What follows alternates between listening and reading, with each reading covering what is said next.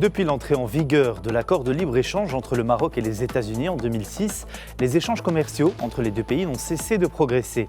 Les exportations américaines vers le Maroc ont dépassé les 5,5 milliards de dollars, tandis que les importations américaines en provenance du Maroc ont atteint, elles, 1,9 milliard de dollars. Au-delà des chiffres, ce partenariat se transforme. Automobile, électronique, agriculture, énergie verte ou encore nouvelles technologies, les deux économies semblent aujourd'hui plus complémentaires que jamais.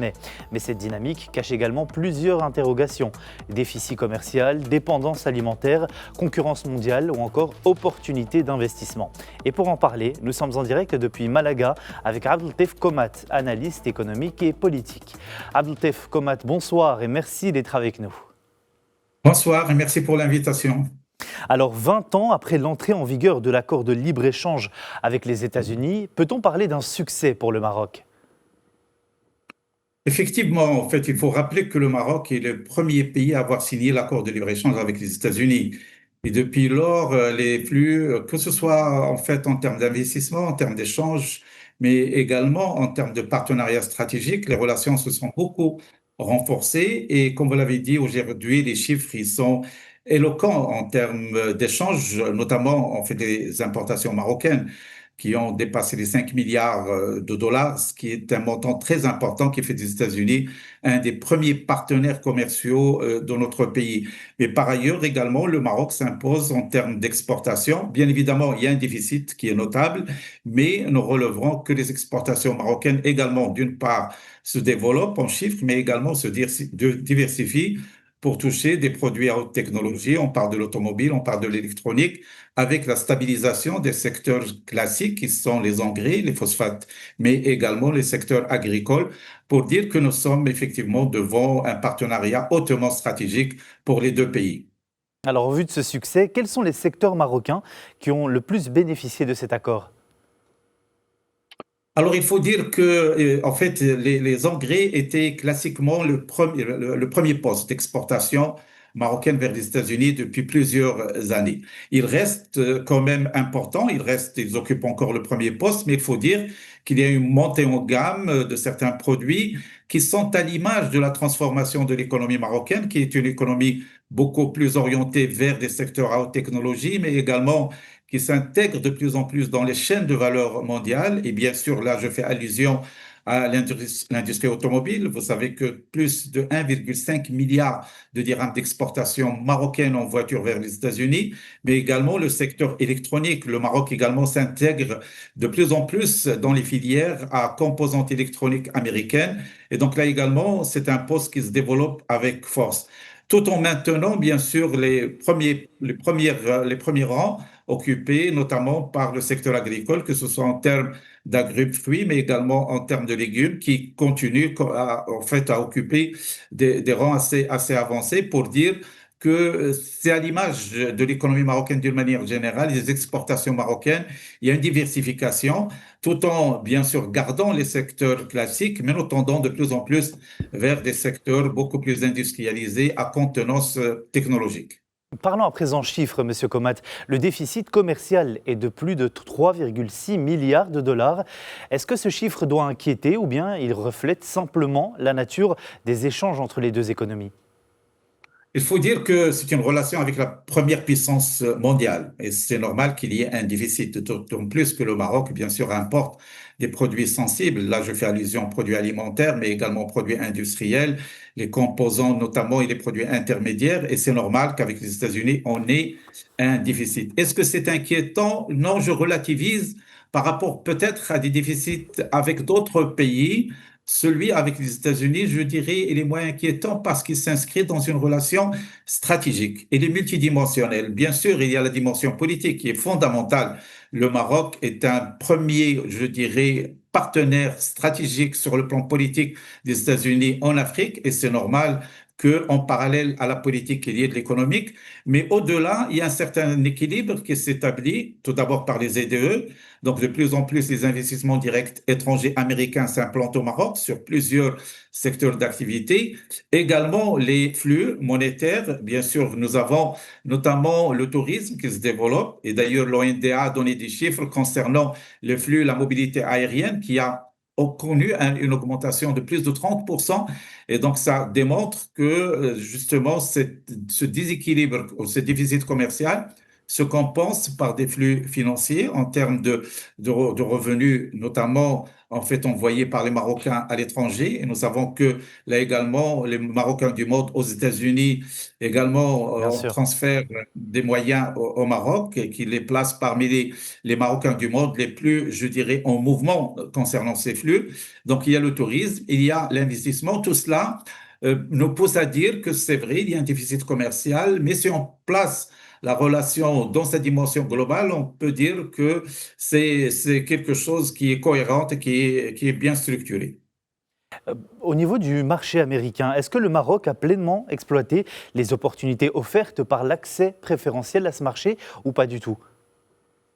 Bon, on peut dire qu'il y a un potentiel. Il y a un potentiel parce que, comme vous l'avez dit, le déficit, c'est quand même important, 3,6 milliards de dollars, c'est un montant important que le Maroc devrait œuvrer pour le réduire, hein. Il ne s'agit pas carrément de l'éliminer parce qu'il y aura toujours un déficit commercial, mais la tendance devrait être à sa réduction en exploitant le potentiel de l'économie marocaine. Alors, vous avez évoqué un peu les filières sur lesquelles le Maroc peut justement s'étendre au niveau de ses exportations vers les États-Unis. Et là, on devrait aller davantage sur les métiers mondiaux du Maroc. Bien sûr, il y a l'automobile qui doit se développer davantage. Donc, le Maroc est très compétitif sur ce plan-là.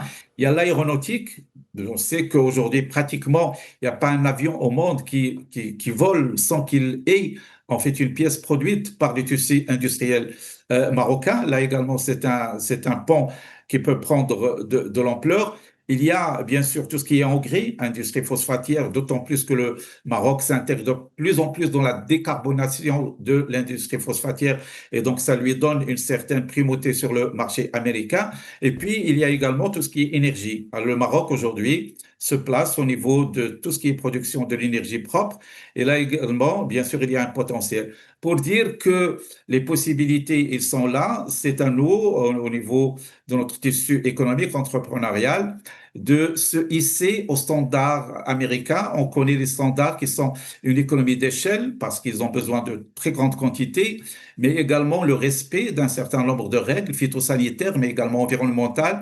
Et je crois que les entreprises marocaines, de plus en plus, se soucient un peu des labels qualité, de labels environnemental, d'aller vers plus de responsabilité sociale et sociétale.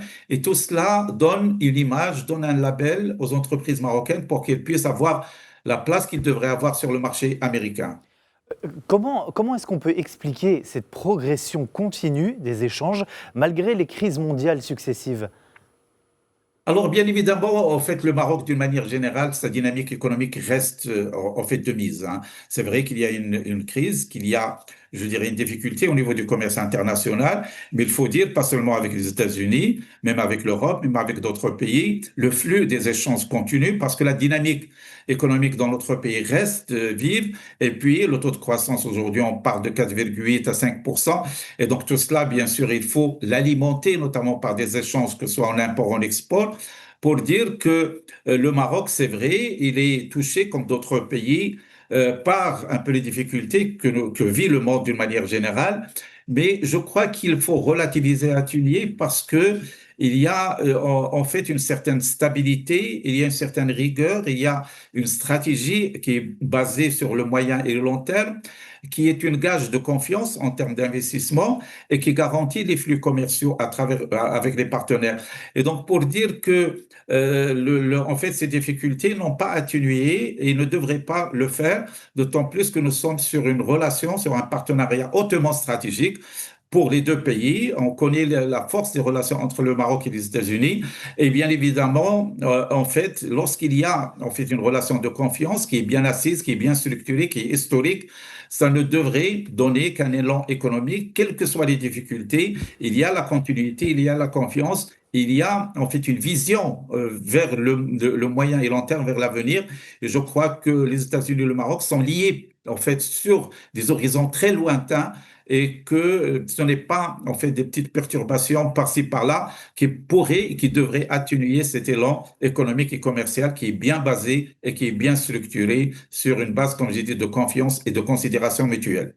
Alors, durant notre entretien, vous avez cité le phosphate, qui reste un pilier des exportations marocaines, mais on voit aussi émerger l'automobile, l'électronique ou encore le matériel électrique. Est-ce qu'on assiste à un changement de modèle? Est-ce que le marché américain représente aujourd'hui une débouchée stratégique pour l'industrie marocaine, selon vous? Alors, on assiste à en fait, un changement, une mutation du modèle marocain. Vous savez que lorsqu'on voit, d'ailleurs, Sa Majesté l'avait souligné lors de son discours du 29 juillet 2025, où les exportations industrielles ont doublé entre 2014 et 2024. Et donc, c'est carrément une métamorphose de notre économie dans laquelle le secteur industriel, les secteurs de l'énergie, les secteurs de l'économie verte prennent de plus en plus de place, une place importante. Et bien évidemment, étant donné qu'il y a un changement de notre modèle productif, ça régénère sur le changement de notre modèle d'export. Pas seulement avec les États-Unis, même avec l'Europe aujourd'hui, le Maroc exporte de plus en plus de produits industriels. Si vous prenez les exportations totales du Maroc, par exemple, en 2024-25, qui dépassent les 400 milliards de dirhams, plus de 300 milliards de dirhams sont constitués de produits industriels. Et donc, c'est une transformation de notre modèle qui rejaillit sur les relations commerciales avec les États-Unis, avec d'autres pays. Et ce n'est qu'un départ parce qu'on va encore assister, je dirais, dans les prochaines années à plus, je dirais, de place pour l'industrie, notamment l'industrie qui contient plus de technologies, qui contient des compétences humaines. Aujourd'hui, les ressources humaines de plus en plus marocaines, elle est considérée comme une ressource humaine qualifiée, performante et qui contribue à cette dynamique et à cet ancrage industriel. D'après vous, Abdeltef Komat, est-ce que le Maroc peut devenir une plateforme industrielle de production destinée au marché nord-américain? Et qu'en est-il d'ailleurs de l'industrie automobile marocaine? Alors effectivement, ça c'est un objectif parmi d'autres, comme le Maroc, en fait, il se propulse comme une plateforme d'intermédiation et d'investissement, l'Europe, l'Asie, mais également avec les États-Unis. Il n'y a pas de raison que ce ne soit pas le cas également avec les États-Unis, d'autant plus, comme j'ai dit, il y a une complémentarité, il y a une entente politique, il y a une vision stratégique partagée. Et donc le Maroc devrait, en fait, de plus en plus être comme une plateforme d'investissement pour les États-Unis, notamment pour toucher les pays arabes, pour toucher les pays africain. Donc hier, on a assisté en fait à un rapport qui a été fait par la BAD, la Banque africaine de développement, dans lequel le Maroc s'est hissé au premier plan comme produit industriel en Afrique. Et ça, Tout ce à n'est pas fait. rien. En fait, ce n'est pas rien. Donc le Maroc, il a maintenant cette image, il a cette visibilité internationale, étant donné qu'il a de l'infrastructure qu'il faut. Vous savez qu'aujourd'hui, en termes d'infrastructure, la dynamique que connaît le Maroc, il le place au premier plan au niveau de la région, avec les ports. Aujourd'hui, on a le port Tangemed, mais il y en a d'autres qui est imminent. Il y a Dakhla qui est en phase très avancée. On a en fait les voies ferrées, le TGV qui va transcender aujourd'hui Kinitra Casa pour aller vers Marrakech. Donc il y a des autoroutes.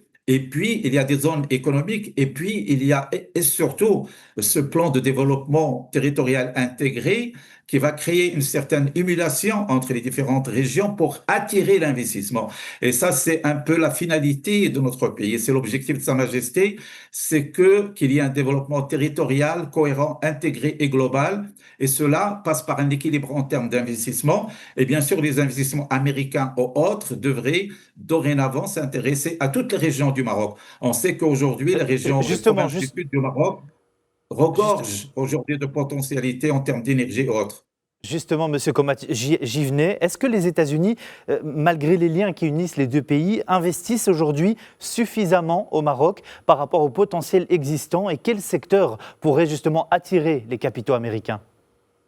Alors, ils investissent effectivement, ils sont parmi les premiers investisseurs, mais on espère davantage. Il y a un potentiel énorme en termes d'investissement. Comme j'ai dit, si le Maroc se propulse davantage comme cette plateforme d'investissement pour le marché marocain, mais au-delà, parce que c'est ça l'avantage du Maroc, c'est qu'elle transcende vers l'Afrique, vers les pays arabes. Et donc, c'est bien évidemment, il y a un potentiel énorme. Alors, quels sont les secteurs? Les secteurs, on peut toujours, en fait, avancer les secteurs classiques qui sont l'immobilier, le tourisme, l'agriculture, mais de plus en plus, il y a la tendance vers les énergies renouvelables.